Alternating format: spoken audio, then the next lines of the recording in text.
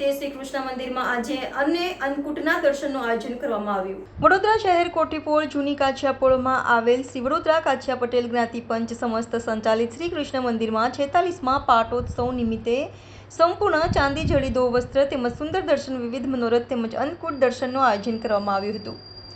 વડોદરા શહેરમાં કોઠીપોળમાં 150 વર્ષ જૂનું આવેલ છે શ્રી કૃષ્ણ મંદિરમાં 46મા પાટોત્સવ નિમિત્તે આજે કૃષ્ણ મંદિરમાં અન્નકૂટનું આયોજન કરવામાં આવ્યું હતું।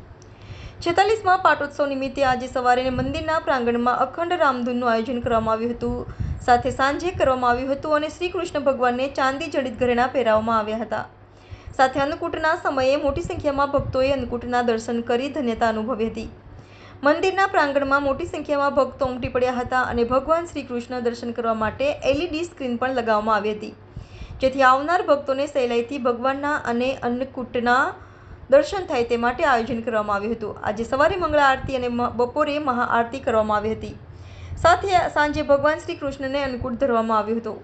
શ્રી કૃષ્ણ મંદિરને લાઇટો અને ફૂલોથી સુશોભિત કરવામાં આવ્યા હતા। સાથે ભગવાન કૃષ્ણને વિવિધ પ્રકારની વાનગીઓ પીરસવામાં આવી હતી। વધુમાં મંદિરના મહારાજે જણાવ્યું કે શ્રી મોરલી મનોહર ભગવાનનું કાછિયા વેપારી પંચ મંડળ સમિત મોરલી મનોહર ભગવાનનું મંદિર છે। કોઠી ફળિયા જૂની કાછિયાવાડ રાજબીર રોડ પર આવેલ છે। અત્યારે અમે ભગવાનનો 46મો પાટ ઉત્સવ ઉજવી રહ્યા છે। એ નિમિત્તે આજે ભગવાનને સવારે મંગળા આરતી હતી, બપોરે મહાઆરતી હતી અને અત્યારે ભગવાનનો અન્નકૂટ ભગવાનને 56 ભોગ ધરાવવામાં આવ્યો છે। ભક્તોને અમારી નમ્ર વિનંતી છે કે આ દર્શનનો લાભ લેવા આવજો। અત્યારે અમારે ત્યાં દર્શન માટે વૈષ્ણવનું ઘોડાપુર ઉમટી રહ્યું છે।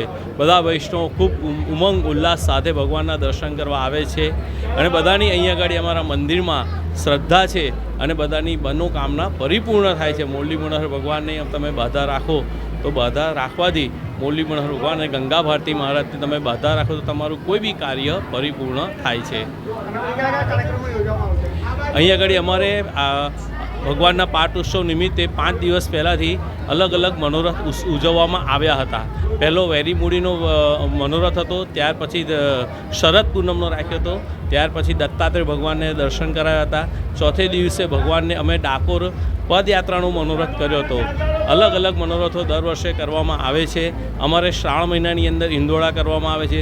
જન્માષ્ટમીને દિવસે ગંગા ભારતી મહારાજનો અમે પાઠ ભરીએ છીએ અને રાત્રે 12 વાગે મોરલી મનોહર ભગવાન શ્રી કૃષ્ણ કન્યાનો જન્મ ઉત્સવ અમે ઉલ્લાસભેર આવો જ ભક્તિપૂર્વક ઉજવવામાં આવે છે। મારું નામ કિરણભાઈ પંડ્યા છે। હું આ મંદિરના અમે મહારાજ છે। અમારી અમે આશરે 100 વર્ષથી પૂજા કરીએ છીએ। અત્યારે અમારી આ ચોથી પેઢી અમે અત્યારે મંદિરમાં પૂજા ભગવાનની સેવા કરી રહ્યા છીએ।